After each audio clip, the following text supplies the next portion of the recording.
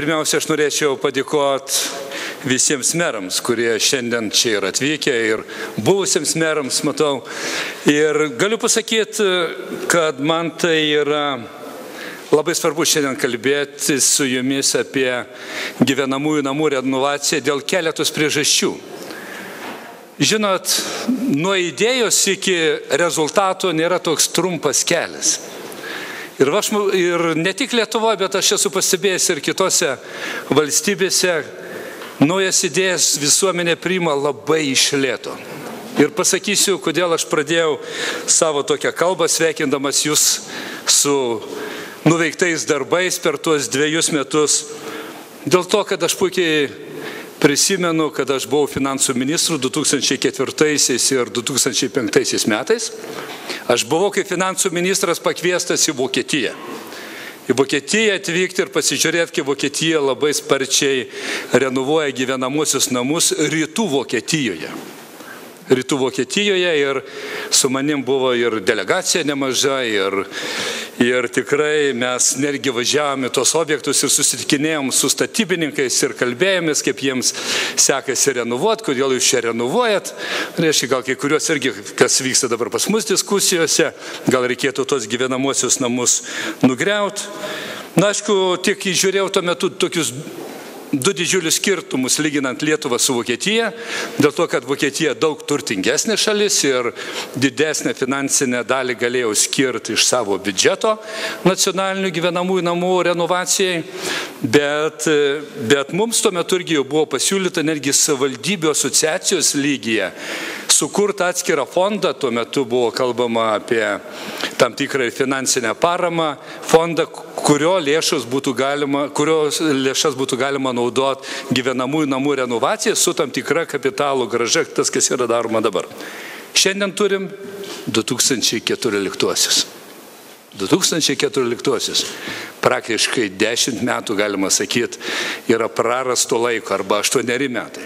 Tai antrą kartą mes grįžom prie tos idėjos, socialdemokratų frakcija, tada, kada mes buvom opozicijoje, vis dėlto dar kartą iškėlėm klausimą, nejaugi mes esam tokie, tik kalbėtojai, bet nedarytojai. Ir pradėjom, aišku, čia kai kurios netgi ir čia sėdinčių žmonės pasikvietėm į pagalbą, tie, kurie jau irgi turėjo žinių ir matė, kaip yra renovuojami tie objektai. Supratom, kokią reikšmę visą tai vaidina mūsų šalies ekonomikai. Pačiai ekonomikai, aš jau nekalbu apie gyvenimo sąlygų pagerinimą tiems žmonėms, kurie gyvena renovuotose namuose.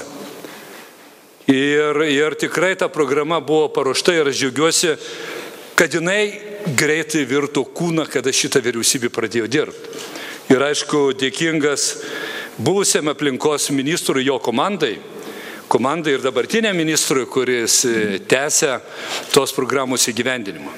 Bet tai čia yra, kaip sakyti, tame pačiame aukščiausiame lygyje buvo priimti tam tikri sprendimai. Be jūsų, mėly merai, be jūsų, kaip sakyti, ryžto, užsispyrimo ir tiesioginio darbo su gyvenamųjų namų bendruomenių nariais, tai vargu irgi ar būtų visai tai pajudėję, ar būtų įspręsta. Žinot, viršui gali daug ką norėti, bet jeigu nėra suderinamumo bendro darbo tarp vyriausybės, savivaldybių, tai tada ir prasideda tam tikri stabdžiai. Bet aš jums noriu pasakyti vieną dalyką irgi prisiminus iš tam tikrų apsilankimų kitose šalyse. Tai sako, kaip jūs tą sraigtelį greitai įsukat? Čia sako, ne tik ekonominis klausimas, ne tik gyvenimo sąlygų gerinimas gyventojams, kurie gyvena tuose namuose, ne tik energetinių resursų taupimas, kas yra svarbu kiekvienai valstybei, bet čia sako, yra ir politinis klausimas.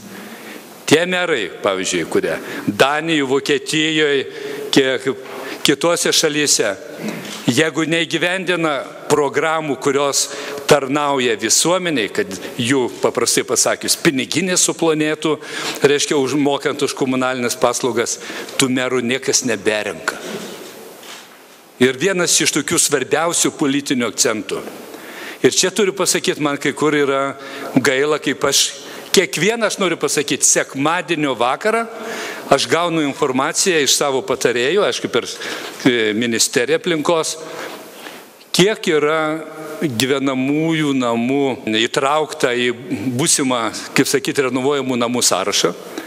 Koks skaičius yra gyvenamųjų namų, kuriems pritarė bendruomenės, kiek yra investicinių projektų paruošta gyvenamiesiems namams, kurie bus renovuota, kiek yra paskelbta viešųjų konkursų, kiek jau namų turim, prie kurių yra pastatyti statybiniai pastoliai, kiek yra gyvenamųjų namų priduota.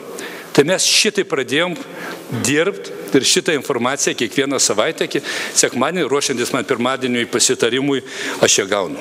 Tai aš matau, kad tikrai žingsniai tam tikri per 2 metus padaryti. Ir tikrai šiandien, kalbėdamas valdovų rūmuose, tikrai aš jums tariu didžiulį ačiū, kad mes supratom, kad bendrai dirbdami turim padėti Lietuvos žmonėms. Čia galime kvalifikuoti, nes tikrai yra įvairių sako, ne jūs apie jūsų programą.